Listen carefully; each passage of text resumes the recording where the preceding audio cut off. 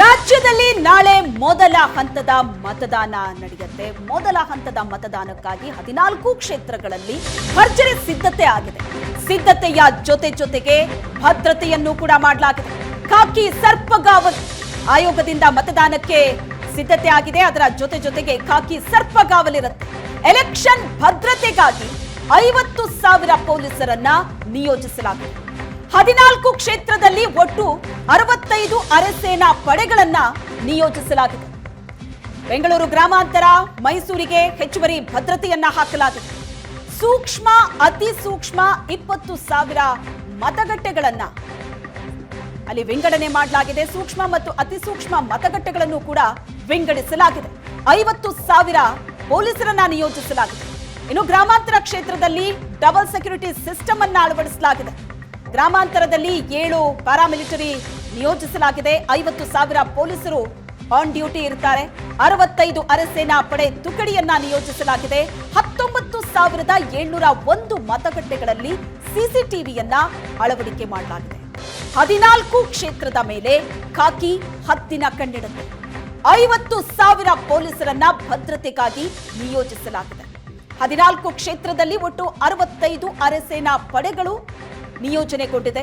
ಕೆಲವೊಂದಷ್ಟು ಮತಗಟ್ಟೆಗಳನ್ನ ಸೂಕ್ಷ್ಮ ಮತ್ತು ಅತಿ ಸೂಕ್ಷ್ಮ ಮತಗಟ್ಟೆಗಳು ಅಂತ ವಿಂಗಡಿಸಿ ಅಲ್ಲಿ ಹೆಚ್ಚಿನ ಭದ್ರತೆಯನ್ನ ಹಾಕಲಾಗಿದೆ. ಮತದಾನದ ಸಂದರ್ಭದಲ್ಲಿ ಯಾವುದೇ ಅಹಿತಕರ ಘಟನೆಗಳು ನಡೆಯದಂತೆ ಹೆಚ್ಚಿನ ನಿಗಾ ವಹಿಸಲಾಗುತ್ತೆ. ಖಾಕಿ ಹದ್ದಿನ ಕಣ್ಣಿಡುತ್ತೆ. ಇನ್ನು ಇದೇ ವಿಚಾರಕ್ಕೆ ಸಂಬಂಧಪಟ್ಟ ಹಾಗೆ ಮಾಹಿತಿಯನ್ನ ಕೊಡ್ತಾರೆ ನಮ್ಮ ಪ್ರತಿನಿಧಿ ಚೇತನ್. ಇದೀಗ ನಮ್ಮ ಜೊತೆ ನೇರ ಸಂಪರ್ಕದಲ್ಲಿದ್ದಾರೆ. ಚೇತನ್, ರಾಜ್ಯದಲ್ಲಿ ನಾಳೆ ಮೊದಲ ಹಂತದ ಚುನಾವಣೆ ನಡೀತಾ ಇದೆ, ಒಟ್ಟು 14 ಕ್ಷೇತ್ರಕ್ಕೆ. ಈ ಹಿನ್ನೆಲೆಯಲ್ಲಿ ಭದ್ರತೆ ಬಹಳ ಮುಖ್ಯ ಆಗುತ್ತೆ. ಸೊ ಚುನಾವಣಾ ಆಯೋಗ ಯಾವ ರೀತಿಯ ಸಿದ್ಧತೆ ಮಾಡ್ಕೊಂಡಿದೆ, ಜೊತೆಗೆ ಭದ್ರತೆ ಹೇಗಿದೆ, ಎಲ್ಲೆಲ್ಲಿ ಎಷ್ಟು ಜನ ಪೊಲೀಸರನ್ನ ನಿಯೋಜಿಸಲಾಗಿದೆ, ಸೂಕ್ಷ್ಮ ಮತ್ತು ಅತಿ ಸೂಕ್ಷ್ಮ ಪ್ರದೇಶವನ್ನ ಯಾವ ರೀತಿಯಾಗಿ ಗಣನೆಗೆ ತೆಗೆದುಕೊಳ್ಳಲಾಗಿದೆ?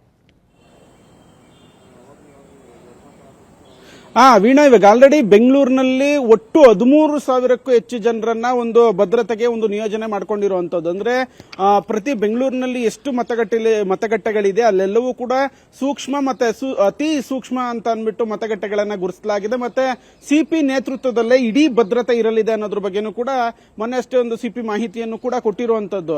ಒಟ್ಟಾರೆಯಾಗಿ ಸಾಕಷ್ಟು ಒಂದು 5,117 ರೌಡಿಗಳನ್ನ ಇವಾಗ ಆಲ್ರೆಡಿ ಬಂಧಿಸಲಾಗಿರುವಂತದ್ದು. ಅವರನ್ನ ವಶಕ್ಕೆ ಪಡೆದು ಅವರಿಗೆ ಒಂದು ನೋಟಿಸ್ ಅನ್ನು ಕೂಡ ಕೊಡಲಾಗಿರುವಂತದ್ದು. ಕೆಲವೊಂದಷ್ಟು ಜನ ರೌಡಿ ಶೀಟರ್ಗಳನ್ನ ಅಂದ್ರೆ ಈ ಒಂದು ರಾಜಕೀಯ ಪಕ್ಷಗಳ ಜೊತೆ ಗುರುತಿಸಿಕೊಂಡಿರುವಂತವರನ್ನ ಗಡೀಪಾರನ್ನು ಕೂಡ ಮಾಡಲಾಗಿರುವಂತದ್ದು. ಮತ್ತೆ 7,533 ಲೈಸೆನ್ಸ್ಡ್ ಗನ್ ಅನ್ನ ಏನ್ ಪಡ್ಕೊಂಡಿರ್ತಾರೆ ಅವರಿಂದ ಗನ್ ಅನ್ನ ಅಧಿಕಾರಿಗಳು, ಚುನಾವಣಾ ಅಧಿಕಾರಿಗಳು ವಾಪಸ್ ತೆಗೆದುಕೊಂಡಿರುವಂತದ್ದು. ಬೆಂಗಳೂರು ಪೊಲೀಸರು ಕೂಡ ವಾಪಸ್ ತೆಗೆದುಕೊಂಡಿರುವಂತದ್ದು. ಸಾಕಷ್ಟು ಸಂಖ್ಯೆಯಲ್ಲಿ ಒಂದು ಭದ್ರತೆಯನ್ನು ಕೂಡ ಒಂದು ನಿಯೋಜನೆ ಮಾಡಿಕೊಳ್ಳಲಾಗಿದೆ. ಬೆಂಗಳೂರು ಕಮಿಷನರೇಟ್ ವ್ಯಾಪ್ತಿಗೆ ಬರುವಂತಹ ಬೆಂಗಳೂರು ಕೇಂದ್ರ, ಬೆಂಗಳೂರು ದಕ್ಷಿಣ, ಬೆಂಗಳೂರು ಉತ್ತರ ಮತ್ತೆ ಬೆಂಗಳೂರು ಗ್ರಾಮಾಂತರ ಲೋಕಸಭಾ ಕ್ಷೇತ್ರಕ್ಕೆ ಸಂಬಂಧಪಟ್ಟಂತೆ ರಾಜರಾಜೇಶ್ವರಿ ನಗರ ಕ್ಷೇತ್ರವು ಕೂಡ ಬೆಂಗಳೂರು ಪೊಲೀಸರ ಒಂದು ಭದ್ರತೆಗೆ ನಿಯೋಜನೆಯನ್ನ ಮಾಡಿಕೊಳ್ಳಲಾಗಿರುವಂತದ್ದು. ಯಾವುದೇ ಅಹಿತಕರ ಘಟನೆ ನಡೀದೇ ಇರಲಿ ಅಂತ ಅಂದ್ಬಿಟ್ಟು ನಿನ್ನೆ ಸಂಜೆ 6 ಗಂಟೆಯಿಂದನೇ ಒಂದು ಡ್ರೈ ಡೇನ ಆರಂಭ ಮಾಡಲಾಗಿದೆ. ಬೆಂಗಳೂರು ಕಮಿಷನರೇಟ್ ವ್ಯಾಪ್ತಿಯಲ್ಲಿ ನಿನ್ನೆ 6 ಗಂಟೆಯಿಂದಲೇ ಒಂದು ಮದ್ಯವನ್ನ ನಿಷೇಧ ಮಾಡಿರುವಂತದ್ದು. ಮದ್ಯವನ್ನು ನಿಷೇಧ ಮಾಡಿ ನಾಳೆ ವೋಟಿಂಗ್ ಮುಗಿದು ನಾಡಿದ್ದು ಬೆಳಿಗ್ಗೆ ಅಂದ್ರೆ ಶನಿವಾರ ಬೆಳಿಗ್ಗೆ ಒಂದು ಮದ್ಯದ ಅಂಗಡಿಗಳು ಓಪನ್ ಮಾಡೋದಕ್ಕೆ ಒಂದು ಅನುವನ್ನ ಪೊಲೀಸರು ಮಾಡಿಕೊಂಡಿರುವಂತದ್ದು. ಸಾಕಷ್ಟು ಸಂಖ್ಯೆಯಲ್ಲಿ ಇದು ಭದ್ರತೆಯನ್ನ ನಿಯೋಜನೆ ಮಾಡಿಕೊಳ್ಳಲಾಗಿದೆ. ಮತ್ತೆ 144 ಸೆಕ್ಷನ್ ಅನ್ನ ನಿನ್ನೆ ಸಂಜೆ 6 ಗಂಟೆಯಿಂದನೇ ಇಂಪ್ಲಿಮೆಂಟ್ ಅನ್ನ ಅಧಿಕಾರಿಗಳು ಮಾಡಿಕೊಂಡಿರುವಂತದ್ದು. ಯಾರು ಕೂಡ 5 ಜನಕ್ಕೂ ಹೆಚ್ಚು ಜನ ಗುಂಪು ಸೇರಬಾರದು ಅಂತನ್ಬಿಟ್ಟು ಕೂಡ ಒಂದಷ್ಟು ಆದೇಶವನ್ನು ಹೊರಡಿಸಿರುವಂತದ್ದು. ಅಂದ್ರೆ ನಾಳೆ ಇಡೀ ದಿನವೂ ಕೂಡ ಬೆಂಗಳೂರು ಸಿಟಿಲಿ 144 ಸೆಕ್ಷನ್ ಜಾರಿಯಲ್ಲಿರುತ್ತೆ.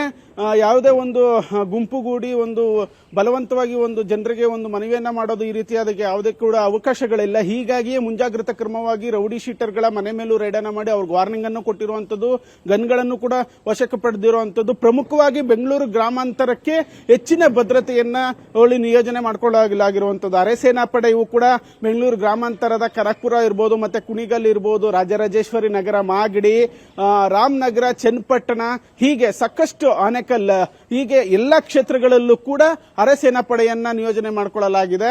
ಅದನ್ನ ಹೊರತುಪಡಿಸಿದ್ರೆ ಬೆಂಗಳೂರಿನ ಇನ್ನೂ 3 ಕ್ಷೇತ್ರಗಳಾದ ಬೆಂಗಳೂರು ಕೇಂದ್ರ, ಬೆಂಗಳೂರು ಉತ್ತರ ಮತ್ತು ಬೆಂಗಳೂರು ದಕ್ಷಿಣಕ್ಕೂ ಕೂಡ ಹೆಚ್ಚಿನ ಭದ್ರತೆಯನ್ನ ವಹಿಸಲಾಗಿದೆ. ಎಲ್ಲವನ್ನೂ ಕೂಡ ಸಿಪಿಯ ನೇತೃತ್ವದಲ್ಲೇ ಒಂದು ಭದ್ರತೆಯನ್ನ ನಿಯೋಜನೆ ಮಾಡಿಕೊಂಡಿರುವಂತದ್ದು. ವೀಣಾ, ಥ್ಯಾಂಕ್ ಯು ಚೇತನ್, ನಿಮ್ಮೆಲ್ಲ ಡೀಟೇಲ್ಸ್ಗೆ.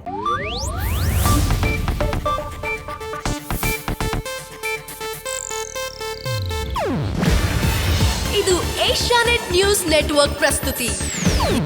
ನೀವು ನೋಡ್ತಿದ್ದೀರಾ ಏಷ್ಯಾನೆಟ್ ಸುವರ್ಣ ನ್ಯೂಸ್.